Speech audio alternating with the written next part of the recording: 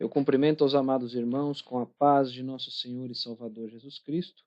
Estamos iniciando mais uma videoaula da Escola Bíblica Dominical da Igreja Apostólica Verdade e Vida. E como de costume, eu quero avisar para os irmãos que além dessas videoaulas, nós também estamos disponibilizando um esboço escrito de cada uma das lições em formato PDF e passamos a disponibilizar também o arquivo em PowerPoint, caso algum irmão queira projetar os slides durante a aula. E para os irmãos que tiverem interesse nesse material adicional, nós estaremos deixando os links para download logo abaixo do vídeo, bastando clicar na opção Mostrar Mais na descrição do vídeo, que os links estarão lá. E caso os irmãos prefiram receber os esboços escritos por e-mail em PDF, basta informar o seu endereço de e-mail, que nós estaremos cadastrando e semanalmente os irmãos estarão recebendo os esboços de cada uma das lições. E eu lembro aos irmãos também, como sempre, que esses materiais de apoio, eles não substituem as aulas presenciais. E no caso da nossa igreja, essas aulas acontecem todos os domingos às 16 horas. E eu quero também aproveitar para pedir para os irmãos que se inscrevam no nosso canal, para que possam assim receber mensagens de forma automática quando novos vídeos forem postados. E também quero pedir para os irmãos que compartilhem o nosso material, nossos vídeos, slides e esboços através das suas redes sociais, ajudando assim a divulgar a palavra de Deus. Nós estamos estudando neste terceiro trimestre de 2017 o tema A Razão da Nossa Fé. Assim cremos, assim vivemos. E a lição de hoje é a lição de número 8, que tem por título A Igreja de Cristo. Bem, vamos ver então aí quais são os tópicos que nós estaremos abordando nesta videoaula. Primeiro faremos uma introdução, em seguida, primeiro tópico, o que é a igreja, símbolos da igreja, objetivos da igreja, ordenanças da igreja e os desigrejados. E por fim faremos a nossa conclusão. Bom, irmãos, aqui os irmãos podem perceber que nós alteramos a distribuição de tópicos, até porque existem pontos importantes a serem abordados, mas que não estão nos tópicos da revista. Então a gente redistribui o conteúdo em cima desses tópicos que os irmãos estão vendo. Então vamos agora à nossa introdução. Bom, irmãos, como nós temos comentado aí desde a primeira aula desse trimestre, o nosso estudo desse terceiro trimestre de 2017, ele se refere às principais doutrinas da fé cristã, onde os irmãos sabem que cada uma das lições ela está relacionada com itens específicos da declaração de fé das Assembleias de Deus que foi aprovada aí recentemente. E a lição de hoje, que é a lição de número 8, a Igreja de Cristo, ela faz referência aos itens 8 e 9 da declaração de fé. Então nós vamos ver agora o que é que dizem esses itens 8 e 9 da declaração de fé. Então vejam só. Cremos, aí o item 8, na igreja que é o corpo de Cristo, coluna e firmeza da verdade, una, santa e universal Assembleia dos fiéis remidos de todas as eras e todos os lugares, chamados do mundo pelo Espírito Santo para seguir a Cristo e adorar a Deus. 1 Coríntios 12, 27, João 4, 23, 1 Timóteo 3, 15, Hebreus 12, 23 e Apocalipse 22, 17. E o item 9 da declaração de fé, cremos no batismo bíblico efetuado por imersão em águas uma só vez, em nome do Pai e do Filho e do Espírito Santo, conforme determinou o Senhor Jesus Cristo. Mateus 28, 19, Romanos 6, de 1 a 6 e Colossenses 2, 12. Bom, irmãos, na lição de hoje nós falaremos justamente sobre isso, sobre a Igreja de Cristo. E dentro desse assunto nós vamos falar também sobre as ordenanças da Igreja, sendo que uma dessas ordenanças é justamente o batismo nas águas, conforme nós lemos aí no item 9 da declaração de fé. Então, a lição de hoje é baseada nesses dois itens aqui da declaração de fé. Então vamos agora aí ao primeiro tópico, o que é a igreja. Nesse tópico, irmãos, nós vamos ver a definição de igreja e também algumas particularidades, tá? Eu não estarei me aprofundando na questão da etimologia da palavra, até porque na revista isso aí está bem detalhado, tem bastante informações lá. Então, vamos falar agora sobre o que é a igreja. Muito bem, irmãos. A palavra igreja, ela significa literalmente reunião de pessoas chamadas para fora. Agora veja que interessante, irmãos. Uma reunião ou um grupo de pessoas chamadas para fora. Então fica aqui uma pergunta. Chamados para fora de onde? Né? Trata-se aí de um grupo de pessoas, irmãos, chamadas para fora do quê? Para fora do mundo. Agora, fora do mundo, não no sentido físico, mas sim no sentido espiritualmente. Tá? Então, é uma reunião de pessoas chamadas para fora do mundo no sentido espiritual, ou seja, fora do mundo que jaz do maligno.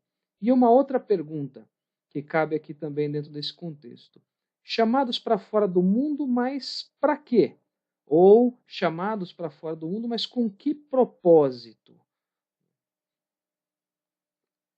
Chamados para fora do mundo para seguirem a Jesus Cristo, irmãos. Esse é o propósito. Para serem discípulos de Jesus. Então nós temos aqui uma definição bastante simples e bastante direta do que é a igreja, tá, irmãos?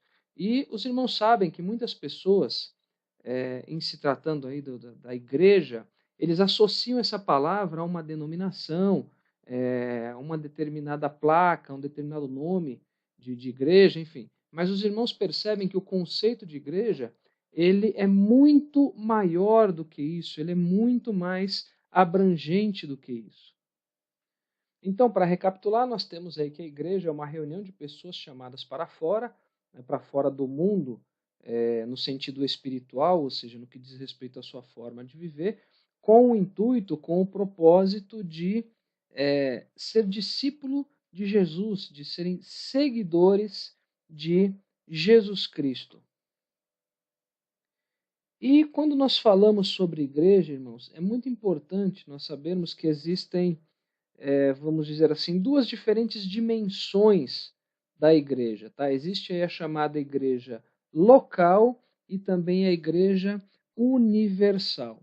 A igreja local, irmãos, é a mais simples, talvez aí até a mais comum para se entender. Né? Trata-se do quê? Do local onde se reúnem os cristãos em um determinado lugar. Já a Igreja Universal, irmãos, ela é diferente porque ela não está restrita a uma área geográfica, ela não está restrita a um único povo.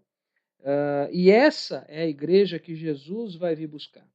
Enquanto a igreja local ela é uma organização, a igreja universal ela é considerada como um organismo, tá? Conforme nós vamos ver um pouco mais adiante. Não se preocupe em entender essa questão do organismo agora, que a gente vai falar sobre isso mais à frente.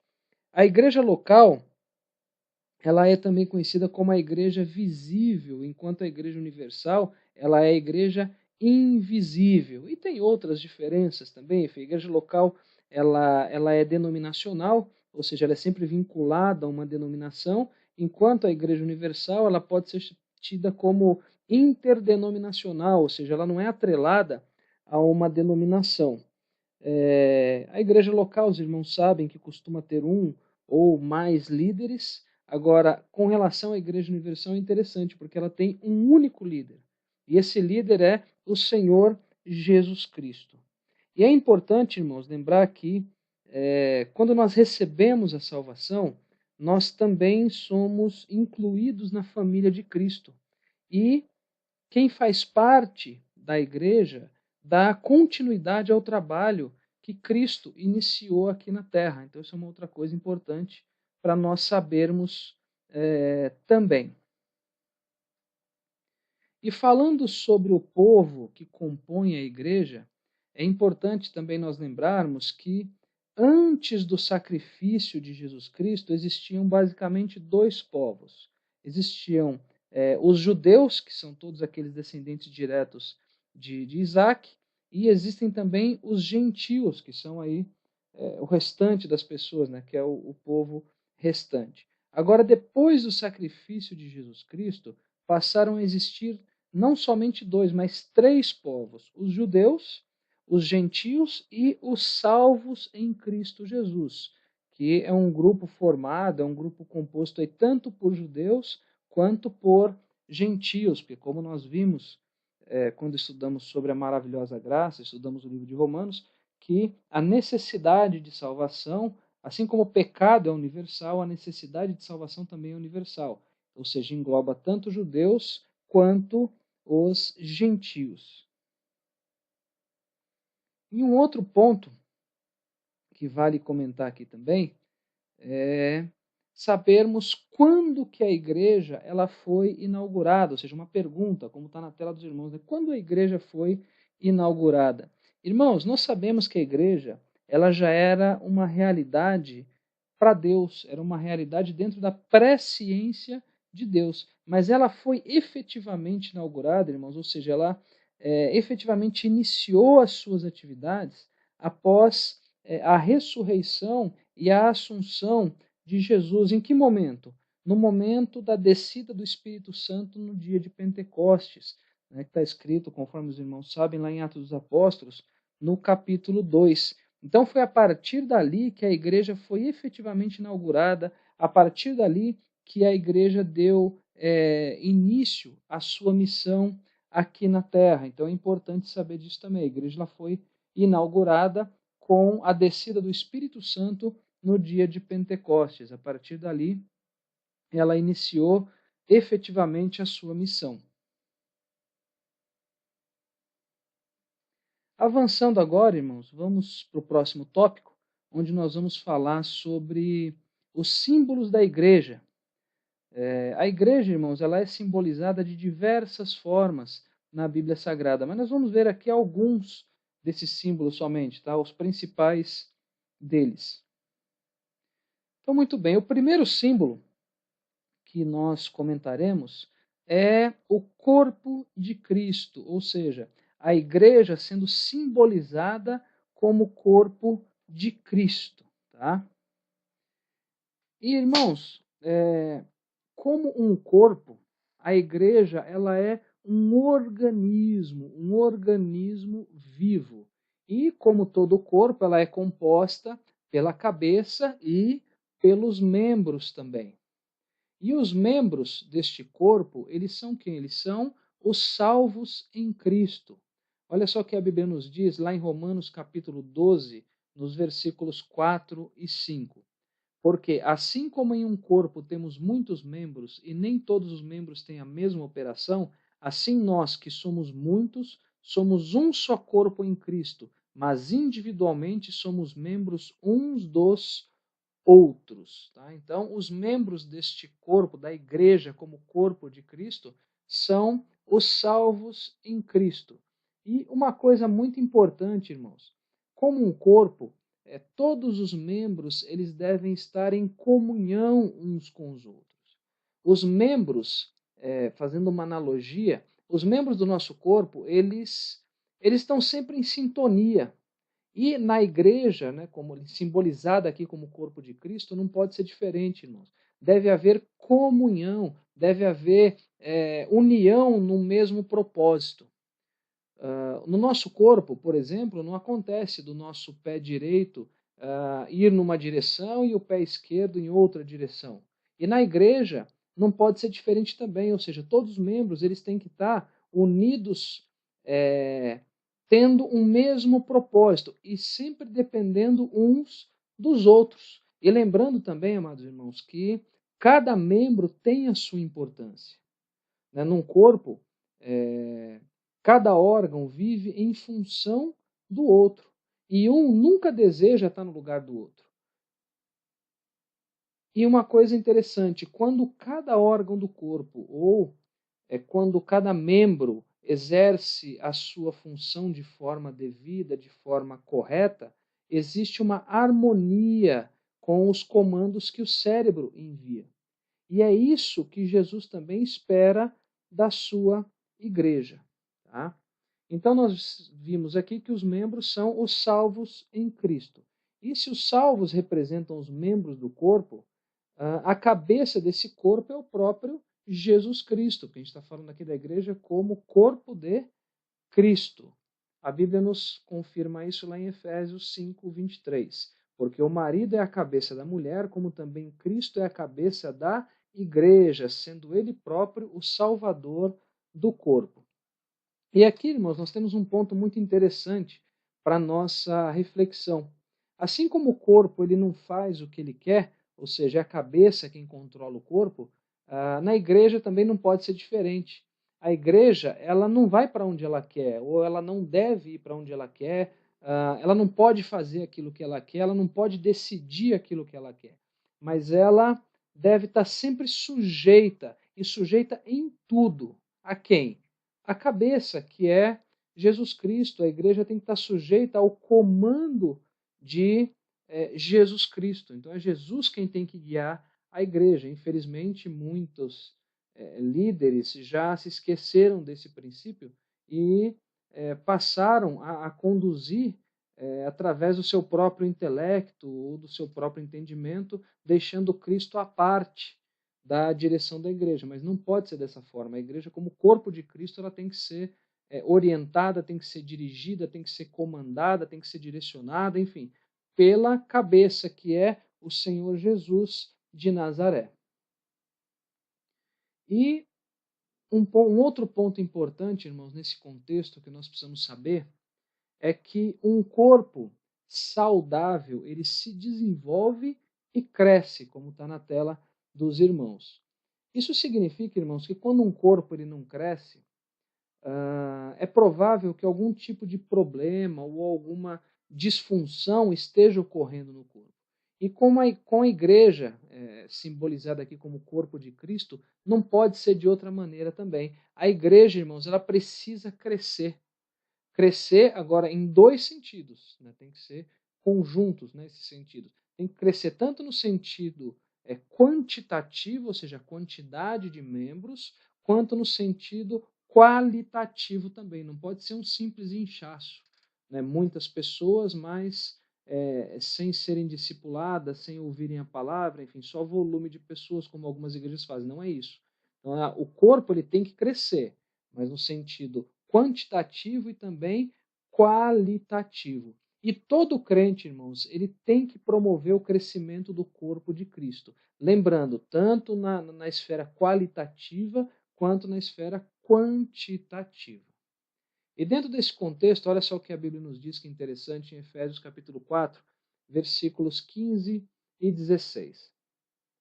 Antes, seguindo a verdade em amor, cresçamos em tudo naquele que é a cabeça, Cristo, do qual todo o corpo, bem ajustado e ligado pelo auxílio de todas as juntas, segundo a justa operação de cada parte, faz o aumento do corpo para a sua edificação em amor. Irmãos, reparem que interessante, os versículos eles falam sobre o corpo bem ajustado. Isso significa que os membros do corpo de Cristo eles têm que estar em harmonia uns com os outros. E voltando para a questão do crescimento, para que haja esse crescimento é necessário tempo, mas nós sabemos que nem sempre o tempo ele é suficiente para esse crescimento. Até porque existem crentes aí que mesmo com muitos anos do evangelho ainda não alcançaram maturidade espiritual. Assim como a Bíblia nos escreve, por exemplo, lá um exemplo bastante interessante dentro dessa questão, desse contexto, está lá em Hebreus 5,12. Mas, voltando à questão do crescimento, é necessário que haja esta harmonia, como está nos versículos que foram lidos, ou seja, um corpo bem ajustado, ligado pelo auxílio de todas as juntas, olha, segundo a justa operação de cada parte. Então, todos os salvos em Cristo fazem parte desse corpo, eles têm que estar unidos num único propósito, tem que estar em harmonia também, tem que estar em comunhão, para que haja essa edificação em amor. Então, enfim, aqui são algumas informações refletindo aí na igreja simbolizada como corpo de Cristo. Avançando agora, uma outra forma em que a igreja é simbolizada na Bíblia é como noiva, noiva de Cristo, é uma outra maneira que a igreja ela é simbolizada. E existem vários versículos que apresentam a igreja como noiva.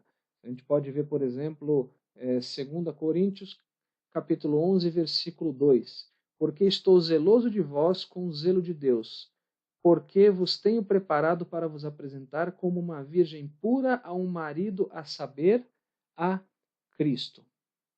Bem, quando nós falamos em noiva, nós precisamos entender, irmãos, o que se espera de uma noiva, para que nós venhamos a entender o que Jesus espera da igreja como sendo a sua noiva. Então nós vamos fazer algumas analogias nesse sentido.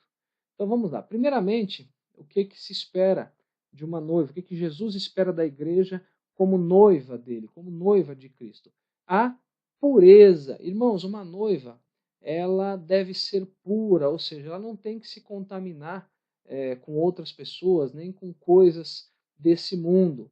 E a igreja, como noiva de Cristo, ela tem que ser pura, ela tem que ser imaculada, ela não deve se contaminar com as seduções do mundo, mas ela tem que manter a sua pureza, aguardando o dia dela se encontrar com o noivo, que no caso da igreja, o noivo é o Senhor Jesus Cristo.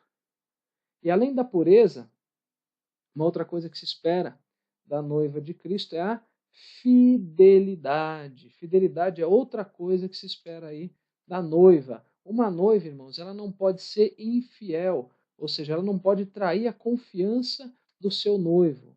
E abrindo um parênteses aqui, eu estou falando, irmãos, de características que se esperam de uma noiva no sentido correto, né, da palavra, dessas colocações. Se a gente for olhar o mundo moderno hoje, a gente vai perceber que muitas dessas características não se aplicam mais às noivas, ou seja, acha que isso aqui é coisa ultrapassada, que não tem nada a ver com a modernidade, que tudo é relativo. Mas, enfim, essa analogia da igreja como noiva de Cristo, esses predicados têm que ser considerados. Tá? Então vamos lá. A igreja, como noiva de Cristo, ela tem que ser fiel a Jesus Cristo, ou seja, ela não pode se envolver com o inimigo, ela tem que manter a sua fidelidade.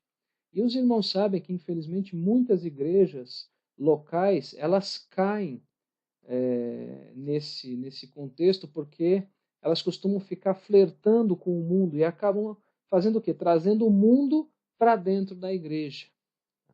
Outra coisa que se espera também, o amor. O amor é outra característica, ou seja, a noiva, ela tem que amar o noivo. E a igreja, ela deve amar o Senhor Jesus mais do que qualquer outra coisa e mais do que qualquer outra pessoa também. E aqui um ponto muito importante. A noiva, ela tem que desejar, ela tem que ter desejo pelo grande dia. O que é isso, irmãos? Uma noiva, ela deve ter anseio pelo dia de se casar com o noivo. Para quê? Para que possa estar com ele. E a igreja, como noiva de Cristo, simbolizada aqui como noiva de Cristo, ela deve desejar cada dia a volta de Cristo para buscá-la. Infelizmente, irmãos, muitos membros, eles têm tanto apego por coisas terrenas que eles acabam não desejando que Jesus volte ou acabam desejando que se torne tardia essa volta, ou que ele demore mais para vir, enfim.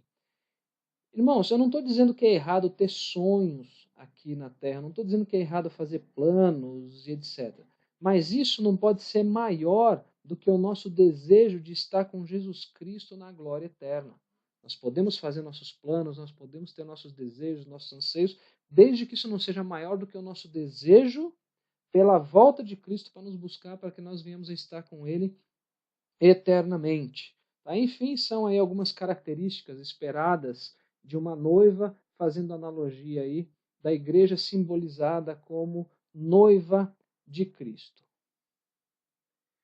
E a igreja, ela também é simbolizada como a família de Deus. Tá? Então, olha só o que a Bíblia nos diz em Efésios 2:19. Assim que já não sois estrangeiros nem forasteiros, mas concidadãos dos santos e da família de Deus. Irmãos, nós, como salvos em Cristo, nós fazemos parte da família de Deus. Tá? Então, nós somos parte da família de Deus, nós somos uma família. Primeiramente porque nós somos filhos, filhos por adoção, como os irmãos sabem. João 1,12, mas todos quantos o receberam, deu-lhes o poder de serem feitos filhos de Deus, aos que creem no seu nome. Então nós somos uma família porque nós somos filhos. E por sermos filhos, nós temos que obedecer ao nosso Pai, conforme Mateus 12,50. Porque qualquer que fizer a vontade de meu Pai que está nos céus, este é meu irmão e irmã e mãe. Uma outra evidência de que nós somos uma família. Jesus, ele nos chama de irmãos. O próprio versículo que nós lemos, Mateus 12,50, já mostra isso também. Mas nós temos aqui Hebreus 2,11. Porque assim o que santifica como os que são santificados são todos de um, por cuja causa não se envergonha de lhes chamar irmãos.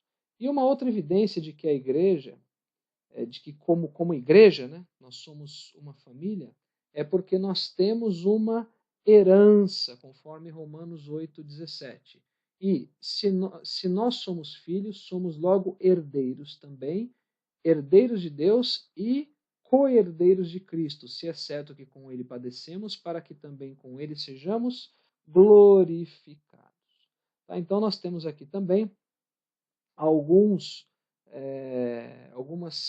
analogias aí, características referentes à igreja simbolizada como família de Deus. Tá? Então foram aí alguns símbolos da igreja na Bíblia. E como eu tinha comentado, existem outros também. Né? Por exemplo, a igreja é simbolizada como templo, como morada de Deus, como castiçal lá em Apocalipse, enfim.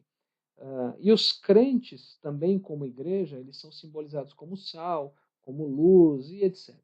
Então, esses são aí alguns símbolos da igreja. Muito bem, nós falamos aí sobre o que é a igreja, fizemos uma analogia também sobre os símbolos da igreja, e agora nesse tópico a gente vai falar sobre os objetivos ou sobre o propósito da igreja. Nesse tópico nós vamos ver alguns desses objetivos também, não todos, obviamente.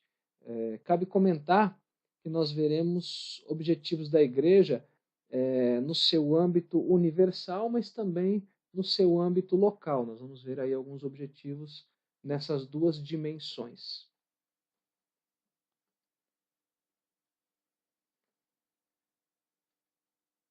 Então vamos lá.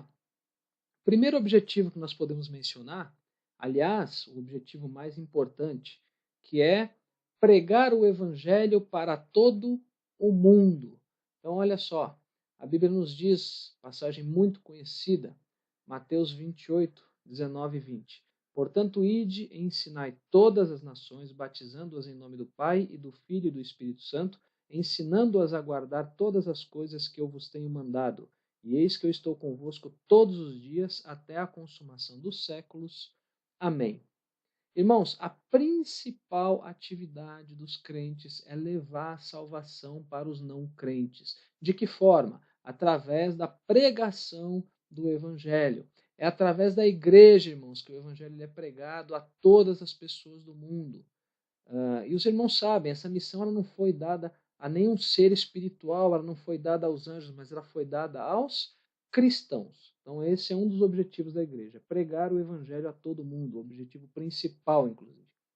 Um outro objetivo, discipulado e crescimento cristão. Efésios 4, 11 e 12.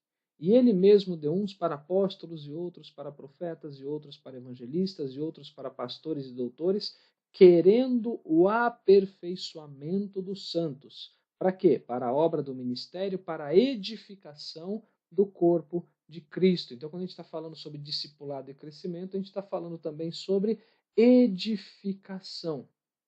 Irmãos, ao fazer parte de uma igreja local, um novo convertido ele tem a oportunidade de ser discipulado, ele tem a oportunidade de aprender a disciplina, de aprender a norma de conduta cristã com base nas Sagradas Escrituras. Infelizmente, esse é um dos objetivos que está se perdendo a cada dia em muitas igrejas locais. Por quê? Porque elas estão se preocupando muito com o crescimento quantitativo, mas estão se esquecendo do lado qualitativo. Por quê? Porque eles fazem esforços, eles desenvolvem estratégias para atraírem as pessoas, mas não se preocupam com esse importante objetivo que é o discipulado para o crescimento. É por isso que nós vemos em muitas igrejas crentes imaturos, crentes raquíticos espiritualmente. Um outro objetivo referente à igreja local também é ser um lugar para o crente cultuar a Deus. A Bíblia nos diz lá em Romanos 12:1, está na tela dos irmãos. Rogo-vos, pois, irmãos, pela compaixão de Deus, que apresenteis o vosso corpo em sacrifício vivo, santo e agradável a Deus, que é o vosso culto racional. Irmãos, é óbvio que nós devemos cultuar o Senhor em outros lugares também, não somente na igreja. Mas como nós estamos falando de igreja, nós devemos nos lembrar que ela também tem que ser um lugar para se cultuar a Deus. Eu não estou dizendo que é somente na igreja, mas ela também é um dos locais para se fazer isso. E por mais óbvio que pareça, irmãos, existem igrejas em que o culto ao Senhor está em segundo plano. Existem igrejas que cultua-se mais a criatura do que o Criador. Então, outro objetivo, lugar para o crente cultuar a Deus. Mais um objetivo, lugar para o crente praticar a mordomia cristã. Salmos 24:1. Do Senhor é a terra e a sua plenitude, o mundo e aqueles que nele habitam. Irmãos, a palavra mordomia, ela vem da palavra mordomo. Os irmãos sabem que o mordomo é aquele que administra as coisas, administra os bens que não lhe pertencem. E cabe lembrar que a fidelidade ela é a palavra-chave entre o mordomo e o patrão. E nós, como membros do corpo de Cristo, nós somos mordomos do Senhor, nós somos administradores, como administradores de Deus aqui na terra. Porque, conforme o versículo que nós lemos, tudo quanto nós dispomos pertence a Deus e por isso nós precisamos administrar bem. Até porque, no momento certo, nós teremos que prestar contas disso para com o Senhor. Nossas atividades em qualquer área, elas devem ser exercidas segundo a perspectiva de Deus, segundo a perspectiva divina. E nesse contexto, irmãos, é importante comentar que essa mordomia ela tem que ser exercida em grandes linhas, basicamente aí em três áreas. Nós temos a chamada mordomia dos talentos. Né? Os irmãos sabem que na Bíblia a palavra talento, naquela época, antigamente, ela era um tipo de moeda. Só que atualmente essa palavra talento ela diz respeito a dons pessoais que fazem com que uma pessoa venha se destacar numa determinada área. Por isso que uma pessoa, quando se destaca em alguma coisa, alguém olha para ela e diz, olha, essa pessoa ela é talentosa, ela tem um talento. Tá? Então, quando a gente fala sobre mordomia dos talentos, nós estamos nos referindo a usar esses dons pessoais, a empregar esses talentos em prol do reino de Deus. Além da mordomia dos talentos, nós temos também a mordomia das finanças. Os nossos recursos financeiros eles têm que ser também administrados sob a perspectiva de que eles também pertencem a Deus. Ou seja, nós não devemos aplicar, por exemplo, o nosso dinheiro em coisas que não agradam a Deus. E vale lembrar também que a questão dos dízimos e das ofertas, elas também fazem parte da mordomia cristã, nessa área da mordomia das finanças. E nós temos também a mordomia do tempo.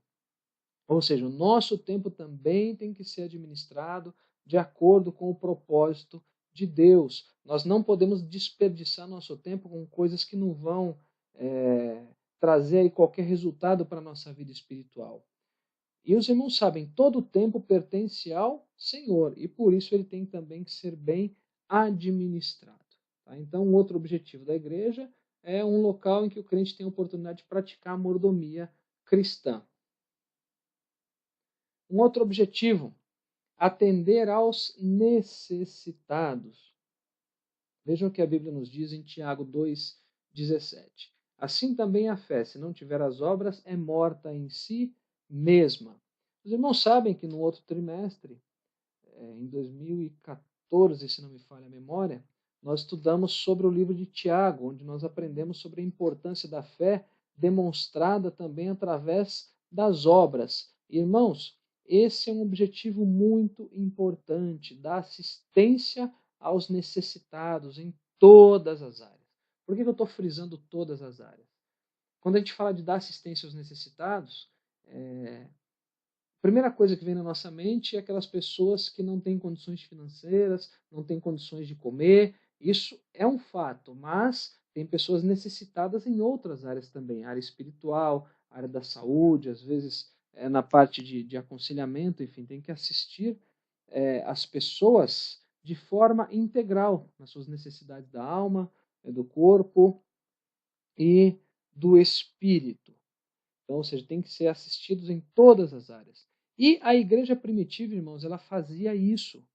Ela fazia exatamente isso. E não pode ser diferente conosco também.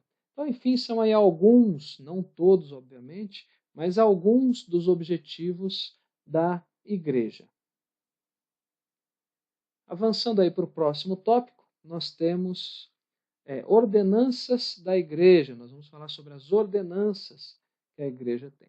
Então, a igreja, irmãos, basicamente ela tem duas ordenanças. Primeira ordenança, o batismo em águas, conforme Mateus 28, 19. E a segunda ordenança é a ceia do Senhor, conforme 1 Coríntios capítulo 11, versículos 23 a 34. E nós vamos falar sobre cada uma dessas ordenanças em mais detalhes aí a partir do próximo slide. Bom, vamos iniciar então falando sobre o batismo em águas, conforme Mateus 28, 19. Bom, nessa passagem, irmãos, de Mateus 28, 19, nós temos aquela passagem conhecida em que Jesus ele diz que depois que as pessoas eram evangelizadas, elas precisavam ser batizadas. Então, a primeira coisa que a gente precisa saber dentro desse tema do batismo é o significado. O significado, primeiramente, da palavra, não do ato do batismo, mas primeiro da palavra. Depois nós vamos falar também do ato do batismo, que ele simboliza.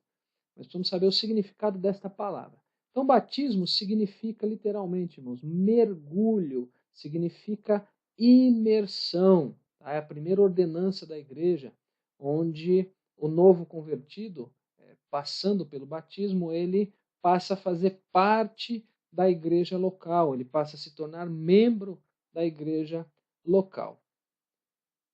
E o batismo, ele é composto basicamente de três elementos. Então, o primeiro é o candidato ao batismo. No caso do batismo nas águas, nós estamos falando aqui do novo convertido. Por que eu estou falando no caso do batismo nas águas? Porque se a gente for pegar, por exemplo, o batismo com o Espírito Santo, também tem essa regra dos três elementos. Quem é o candidato? No caso do batismo nas águas, o novo convertido. No caso do batismo com o Espírito Santo, é o crente. Então, nós temos aí o candidato. O segundo é o batizador, ou seja, aquele que batiza. No nosso caso, é um ministro do Evangelho, no caso do batismo nas águas. No caso do batismo com o Espírito Santo, por exemplo, é Jesus Cristo, que é quem batiza com o Espírito Santo.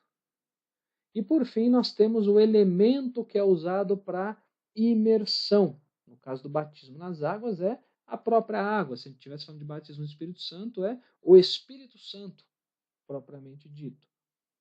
E alguns pontos importantes a saber sobre o batismo. Eu fiz questão de transcrever aqui na tela dos irmãos, no slide. O batismo ele ilustra a experiência da regeneração efetuada pelo Espírito Santo no pecador.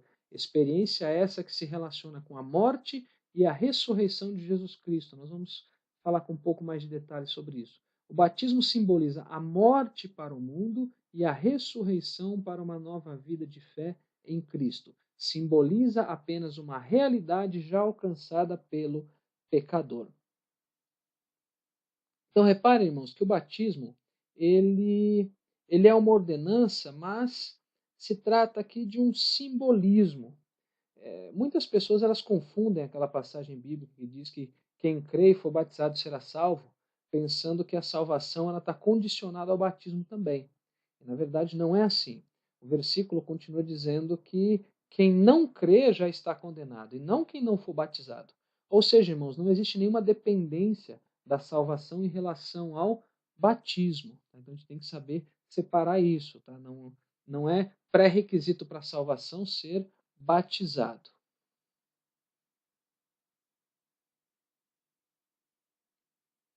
E só que mesmo assim é importante a gente saber que o batismo ele é necessário. Não existe dependência da salvação com o batismo, tá? Mas ele é uma necessidade. Nós vamos ver por que ele é necessário. Por que todo crente ou seja, todo aquele que se arrependeu e que aceitou a Jesus como Senhor e Salvador, por que ele precisa se batizar? Então, primeiramente, primeiro motivo, por que Cristo ordenou que fosse assim? Conforme Mateus 28:19. Portanto, ide e ensinai todas as nações, batizando-as em nome do Pai e do Filho e do Espírito Santo. Irmãos, esse motivo por si só já seria mais que suficiente para justificar a necessidade do batismo. Mas nós temos outros motivos também, mas esse por si só já seria mais que suficiente.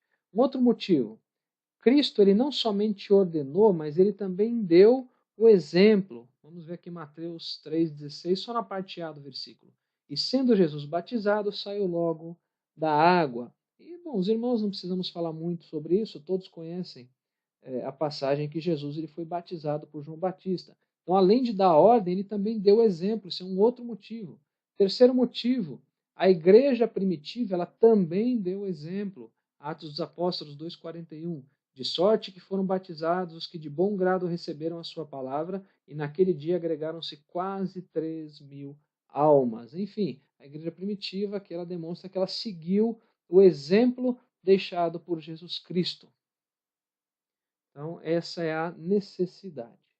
E nós precisamos entender também qual é o método bíblico para o batismo. Então, método bíblico. Primeiramente, o batismo tem que ser por imersão total na água. Como nós vimos, o significado de batismo já está relacionado com isso, porque batismo, como já foi falado, significa imersão ou mergulho.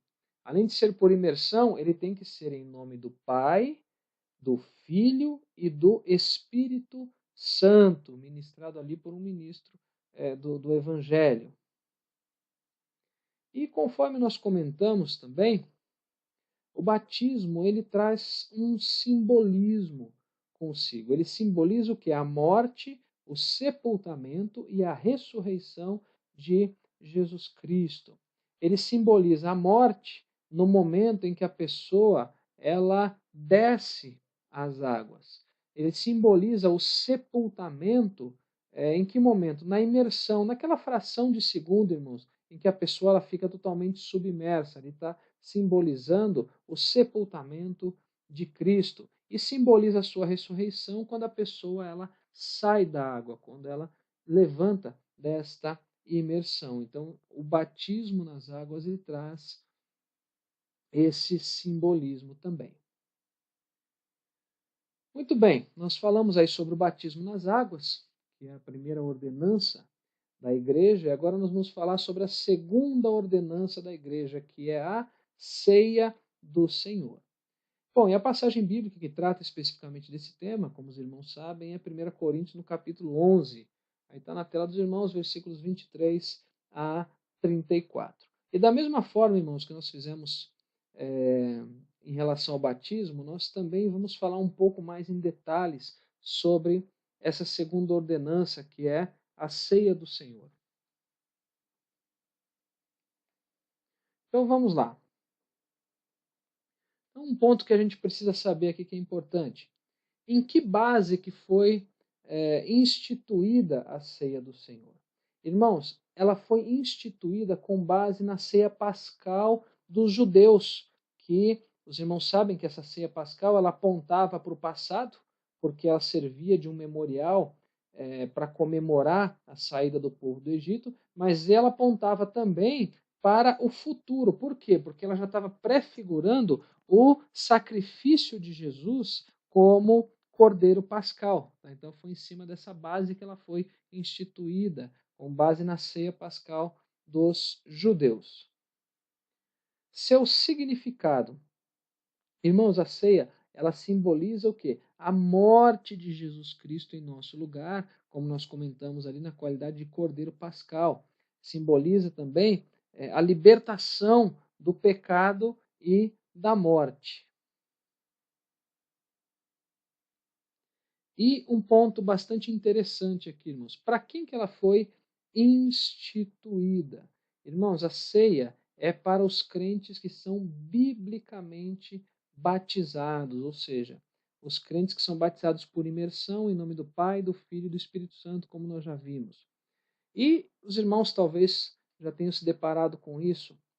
Existem muitas pessoas que elas questionam sobre o porquê da necessidade de ser batizado para participar da ceia do Senhor. Alguns, inclusive, até pedem referência à Bíblia. Mas onde é que está na Bíblia dizendo que tem que ser batizado para tomar a Santa Ceia? Para participar da ceia do Senhor. Vamos voltar lá em Mateus 28, 19 e 20. Vejam só, irmãos. Portanto, ide, ensinai todas as nações, batizando-as em nome do Pai e do Filho e do Espírito Santo, ensinando-as a guardar todas as coisas que eu vos tenho mandado, e eis que eu estou convosco todos os dias, até a consumação dos séculos. Agora, vamos analisar esses versículos separando essas ordens de Jesus. Então, nós temos a seguinte sequência. Primeiro, ensinar as nações. Nós estamos falando aqui da pregação do Evangelho. Segundo, batizando-as em nome do Pai, do Filho e do Espírito Santo. Então, o segundo passo é batizar nas águas. Terceiro, ensinando-as a guardar todas as coisas que eu vos tenho mandado. Então, o terceiro é ensinar a guardar tudo o que Jesus mandou. E dentre as coisas que ele mandou, nós temos também, dentre as coisas que ele ordenou, nós temos a ceia do Senhor. Irmãos, reparem que antes de guardar o que Jesus mandou, incluindo a ceia, obviamente, é necessário ser batizado. Então, essa, irmãos, é a sequência. Primeiro se evangeliza, depois que a pessoa se arrepende de seus pecados, aceita Jesus como Senhor e Salvador, ela se batiza nas águas e depois ela guarda as demais coisas que Jesus ordenou, incluindo a ceia do Senhor. Então é por isso que depois de ser batizado, que a pessoa se torna membro da igreja local, que ela participa da ceia do Senhor. E uma outra coisa muito importante mesmo. Não se trata somente de ser batizado. Ser batizado não é o único requisito para se participar da ceia do Senhor, mas é necessário que a pessoa esteja em comunhão com o Senhor, em comunhão com Deus e também com a igreja, para que ela possa participar da ceia do Senhor. E um outro ponto que eu quero abordar aqui com os irmãos é que a ceia do Senhor ela é uma cerimônia memorial, tá? Uma cerimônia memorial, ou seja, que traz a memória.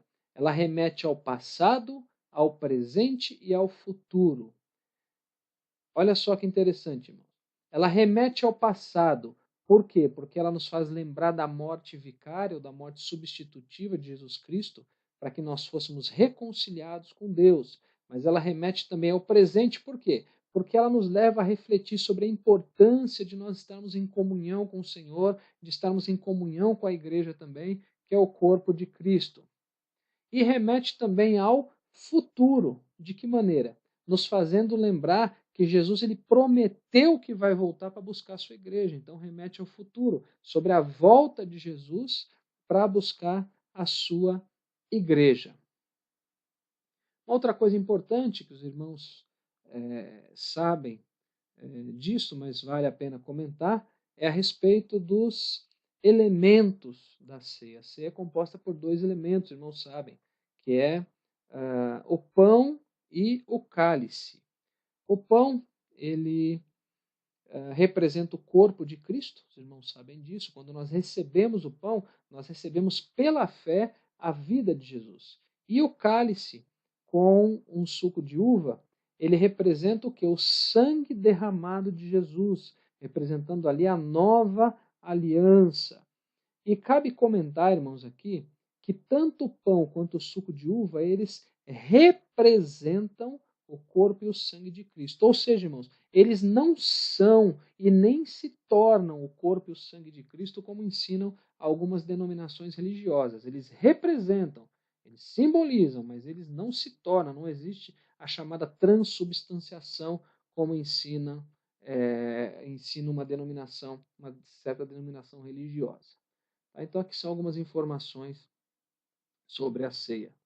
E um outro ponto, ainda falando sobre a ceia, e é um ponto também importante, se refere à forma de se participar da ceia. O crente, ele tem que participar da ceia, primeiramente, irmãos, com discernimento. Isso significa, irmãos, que o crente ele tem que ser ensinado corretamente para que ele possa discernir o que representa a ceia. Ele tem que entender a importância da ceia do Senhor.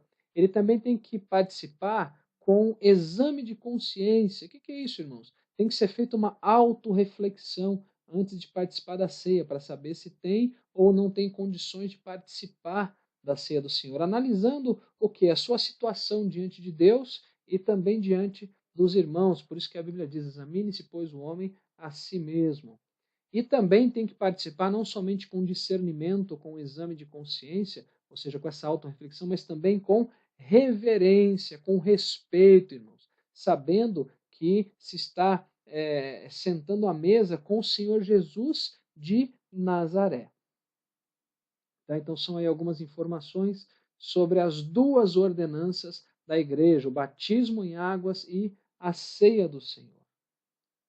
Avançando agora, vamos para o próximo tópico, onde nós vamos falar um pouco sobre os chamados desigrejados, alguns até podem se chamar desagregados, que foram da igreja e deixaram de ser, enfim. São aqueles que não participam mais de uma igreja, dizendo que não precisa participar de uma igreja, que basta estar em comunhão com Deus. Enfim, nós vamos falar um pouco sobre isso também. Então vamos lá. Irmãos, são muitos os fatores que podem levar um crente a não participar mais de uma igreja local. Nós vamos mencionar aqui alguns desses fatores. Primeiro deles, decepção. Irmãos, nós estamos falando aqui de pessoas que alegam terem se decepcionado com o pastor, ou com algum irmão da igreja, ou com vários irmãos, enfim.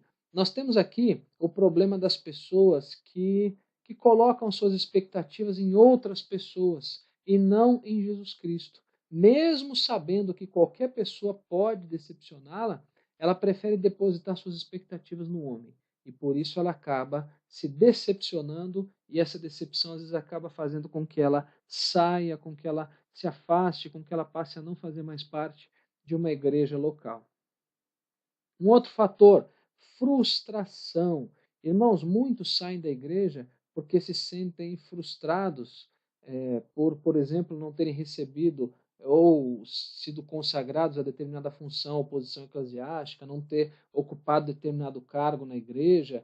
E tem alguns, inclusive, que se frustram por ver outras pessoas, por verem outros irmãos sendo consagrados, por exemplo. Isso é uma coisa completamente inaceitável para um cristão. O cristão não pode pensar dessa maneira.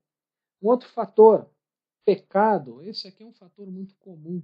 Pessoas que, por exemplo, se envergonham de determinado pecado cometido e acabam se afastando da igreja, ao invés de se arrepender, abandonar e confessar isso aí, acabam preferindo se afastar da igreja. Ou então, tem aquele caso das pessoas também que de forma deliberada decidem viver em pecado e por isso elas acabam deixando a igreja. Um outro fator também, chamado complexo de justo. Nesse fator aqui se enquadram aquelas pessoas que elas enxergam defeito, elas enxergam problema em tudo. Né? São aqueles chamados legalistas, eles acham que eles são perfeitos e eles entendem que a igreja ou que os irmãos que ali estão não estão no mesmo nível deles, no mesmo nível de justiça que eles, enfim. Então são os que têm esse fator aí complexo de justo. Um outro fator também, desacordo. Aqui a gente está falando daqueles casos em que a pessoa discorda da doutrina da igreja, discorda da visão administrativa, discorda sei lá, de usos e costumes, enfim, está em desacordo, ele não concorda com aquilo, ele acaba saindo da igreja. E outros motivos mais. Então nós vimos aí alguns fatores que levam uma pessoa a se desagregar da igreja local. Então nós vamos ver agora algumas características de algumas, obviamente não são todas as pessoas, tá, irmãos, mas de boa parte das pessoas que se desagregam, que saem de uma igreja local. Algumas características que podem ser observadas. Uma delas, insubordinação. Irmãos, todo crente ele tem que estar ligado a uma igreja e também debaixo de uma autoridade pastoral. Mas muitos não se mantêm numa igreja, muitos não se tornam membros de uma igreja porque eles são insubordinados, eles não querem estar subordinados a uma autoridade eclesiástica, uma autoridade pastoral. Uma outra característica, insatisfação. Esse aqui é complicado, irmãos. Assim, aqueles que nada para eles está bom. Eles reclamam de tudo, eles desanimam de forma muito rápida, eles acabam ficando na igreja, mas só temporariamente. Eles nunca estão satisfeitos. Eles ficam pulando de um lado para outro e nunca estão satisfeitos em lugar nenhum. Uma outra característica aqui, o estrelismo. São aqui aquelas pessoas que passam pelas igrejas só buscando destaque. Elas costumam ficar na igreja enquanto elas estão conseguindo alguma posição de destaque, elas se sentem como estrelas. Uma outra característica, peregrinação. Aqui está fácil, né, irmãos? São aqueles que andam pelas igrejas alegando estarem ali sob ordens do Senhor, fica pulando de uma igreja para outra, dizendo que tem sempre uma revelação do Senhor, enfim, e outras mais. Então, essas são algumas características aí dos desigrejados. Tem que tomar cuidado com isso, tá, irmãos? Essa história que muitos contam por aí, costumam colocar em redes sociais. Mas não precisamos ter igreja nenhuma, porque o Senhor Jesus não tinha igreja, a igreja somos nós. Sim, nós somos igreja, eu concordo com isso. Mas nós temos, como corpo de Cristo, estar ligados à igreja local. Nós temos que estar em comunhão com outros membros deste corpo. A gente não pode se isolar. Bom, vamos aí agora à nossa conclusão. Aqui, irmãos, eu vou deixar uma mensagem do pastor Walter Brunelli, que eu achei muito interessante dentro desse contexto. O pastor Walter Brunelli escreveu um conjunto aí de livros sobre teologia sistemática muito interessante. E olha só o que ele diz. Como igreja, formamos uma coletividade, porém, diante de Deus, somos vistos na nossa individualidade. Os planos de Deus neste mundo são projetados tendo em vista a igreja. Bom, irmãos, como membros do corpo de Cristo, como participantes da Igreja Universal, ou seja, daquela união de todos os crentes salvos ao redor da terra e de todos os tempos, é necessário fazermos parte também de uma igreja local. Só que, porém, lembrando que nós somos vistos, como o pastor falou, na individualidade. Os irmãos sabem, a salvação ela é individual, independentemente de qualquer denominação ou placa de igreja. Bem, chegamos aí ao final de mais uma videoaula. Que Deus abençoe os irmãos e eu amo cada um de vocês em Cristo Jesus.